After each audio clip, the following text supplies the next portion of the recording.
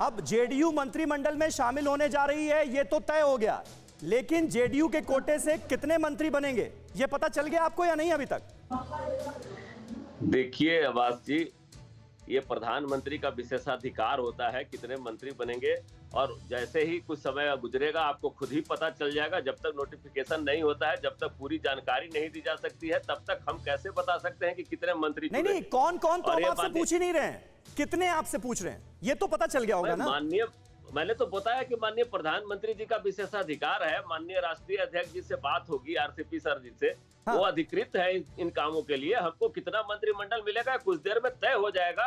और लव कुमार जी, बात तो हो गई होगी ना अब तक? हो रही है, और पहले भी Bharatiya Janata party lead government में, एनडीए में हमारी भागीदारी रही है। हमारे मंत्री रहे हैं, अटल बिहारी वाजपेयी जी के टाइम से ही रहे हैं। ऐसा नहीं है कि कोई पहली बार हम मंत्रिमंडल में शामिल हो रहे हैं। मंत्रिमंडल में तो हम शामिल होते रहे हैं, और माननीय राष्ट्रीय अध्यक्ष जी का विशेषाधिकार है, उनके साथ तय हुआ है। माननीय प्रधानमंत्री जी का विशेषाधिकार है कि वो कितने मंत्री को हमारे यहाँ से शामिल करेंगे, और हम सहस्र रूप से उनकी जो विचारधारा है, जो जिन पर वो विश्वास व्यक्त करेंगे, उनको मंत्रिमंडल में शामिल किया जाएगा। तो ये एलजेपी के कोटे से पशुपति पारस को मंत्री बनाया जाए, इससे जेडीयू का क्या लेना देना है? आप लोगों की तरफ से भी दबाव है क्या? नहीं, ऐसा कुछ नहीं है। एलजेपी अपने स्वतंत्र पार्टी है। पशुपति पारस जी नेता है, अब वो मंत्रिमंडल में शामिल हो रहे हैं, इसमें हमारा क्या है? हाँ। हम भी एक एलआई है, वो भी एक एलआई है, हमारी तरह से वो भी है, तो वो शामिल होते हैं। बहुत खुशी की बात है, बिहार से एक चेहरा बढ़ता है। बिहार से जितने ज्यादा मंत्री बढ़ेंगे, ये बिहार के लिए सौभाग्य की बात है, बिहार के लिए, बिहार वासियों के लिए बहुत ही खुशी की बात है। हमारे यहाँ का प्रतिनिधित्व तो बढ़े, ये हम उनको बधाई देंगे जो शामिल होंगे, इसमें कहीं कोई दो मत नहीं है। वो भी हमारे एलआई है, एनडीए के एलआई है, वो शामिल हो, हमारे मंत्री शामिल हो या बीजेपी के मंत्री शामिल हो, बिहार से जितने अधिक प्रतिनिधित्व मिलेगा।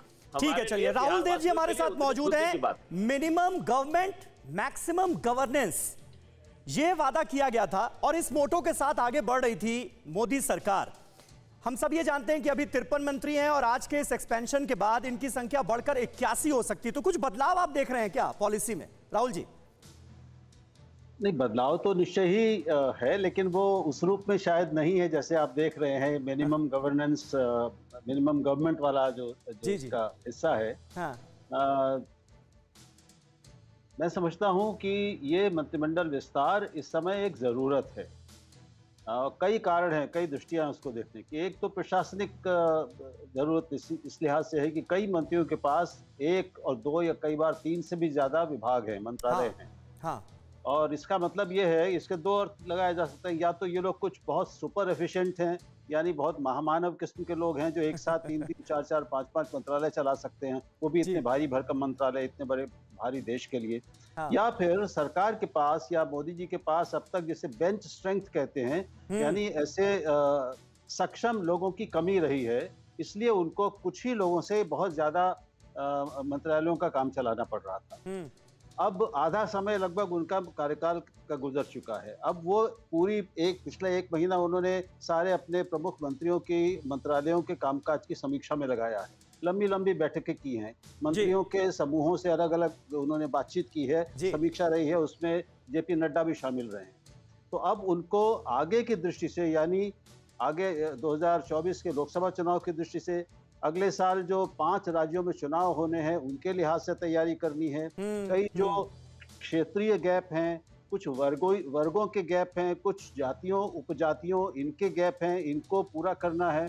सहयोगियों को साथ लेना है। पहले जो सहयोगी साथ थे वो अब साथ नहीं हैं। हाँ। 2 बड़े सहयोगी बाहर हो गए।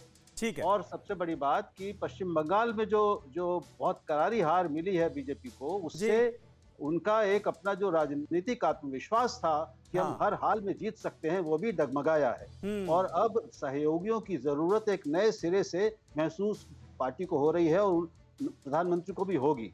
ठीक है, ये बड़ी बात आपने कही। अड़ी सोमवार से शुक्रवार शाम 6 बजे सिर्फ TV9 भारतवर्ष पर।